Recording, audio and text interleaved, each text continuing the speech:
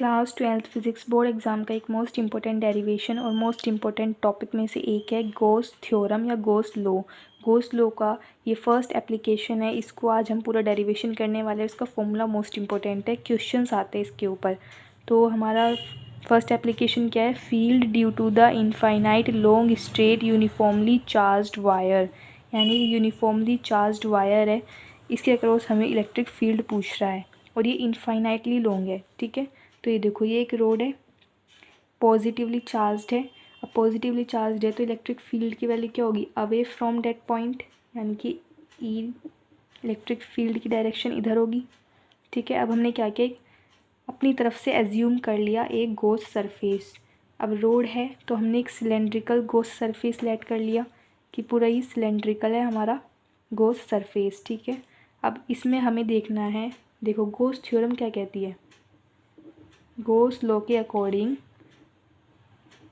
जो फ्लक्स होता है वो इक्वल होता है Q internal upon epsilon naught के।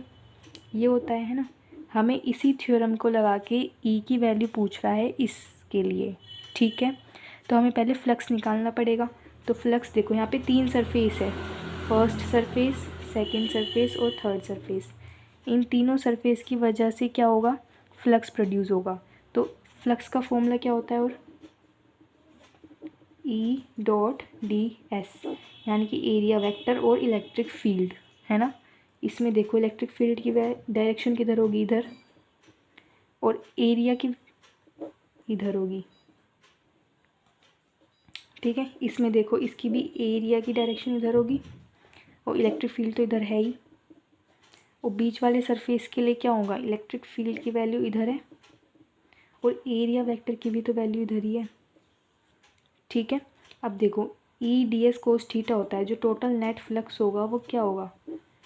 फर्स्ट सरफेस के लिए प्लस सेकंड सरफेस के लिए प्लस थर्ड सरफेस के लिए, इन तीनों की वजह से नेट फ्लक्स आएगा हमारा। अब देखो तीनों के लिए कैसे निकालेंगे? नेट फ्लक्स कितना आएगा? ई dot D S cos theta, theta कितना है? 90 डिग्री है, प्लस ई डॉट डी एस कोस 0 डिग्री प्लस ई डॉट डी एस कोस 90 डिग्री। यहाँ पे 0 डिग्री एंगल है दोनों के बीच में और यहाँ 90 डिग्री एंगल है। ये समझ में आया? कोस 90 की वैल्यू क्या होती है? 0 होती है, यानी कि जो टोटल नेट फ्लक्स आएगा इसका 0 प्लस ई डी एस प्लस 0। इन दोनों की वजह से कोई इलेक्ट्रिक फ्लक्स में नहीं हो रहा, लेकिन सेकेंड वाले सरफेस की वजह से इलेक्ट्रिक फ्लक्स हमारा होगा कितना? E dot D S. E D S है ना, ई डी एस मतलब क्या होता है? Area, curve surface area of cylinder का एरिया क्या होगा? That is 2 pi R L. Let say इसकी जो टोटल लेंथ है वो मैंने कितनी मान ली? एल। ठीक है, तो 2 पाई आर एल हमारा फ्लक्स आ गया। अब देखो बाय गॉस थ्योरम क्या होता है? बाय गॉस लॉ क्या कहता है? Gauss law, net flux equal है Q internal upon epsilon naught के। नेट फ्लक्स हमारा कितना आया? E 2 pi R L equal Q internal upon epsilon naught. ये होता है हमारा।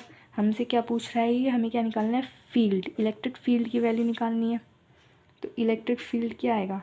ये पूरा मल्टीप्लाई में डिवाइड हो जाएगा, Q upon epsilon not 2 pi R L. ठीक है, अब देखो ये क्या होता है? क्यू अपॉन एल, ये क्या होता है? लीनियर चार्ज डेंसिटी, जिसको हम लोग लैम्डा से रिप्रेजेंट करते हैं। लीनियर चार्ज डेंसिटी का फॉर्मूला क्या होता है? Charge upon length, Q upon L. तो लैम्डा लिख दिया, बचा क्या हमारा? 2 पाई आर एप्सिलॉन नॉट। ये आ गई हमारी इलेक्ट्रिक फील्ड की वैल्यू, यही हमें प्रूफ करना था। ठीक है, लेकिन इसका एक और फॉर्मूला भी बन सकता है। कौन सा? देखो ई की वैल्यू क्या आई है? Lambda upon 2 pi R epsilon naught. इसको मल्टीप्लाई और डिवाइड कर दो 2 से, क्या आएगा? 2 लैम्डा अपॉन 2 2 जा 4 pi R epsilon naught. 4 pi epsilon naught को क्या लिख सकते हैं? 1 अपॉन 4 पाई एप्सिलॉन नॉट को क्या लिख सकते हैं? के लिख सकते हैं। तो मैंने इसकी जगह क्या लिख दिया? के लिख दिया। तो 2 के lambda upon R. 2k lambda upon R. तो ये दो फॉर्मूले हमारे आ गए, एक ये वाला और एक ये वाला। दोनों फॉर्मूले बहुत ज़्यादा इंपॉर्टेंट है। ये पूरा प्रूफ था हमारा गॉस थ्योरम की फर्स्ट एप्लीकेशन का। I hope you like this video. If you like please subscribe my channel. Thank you.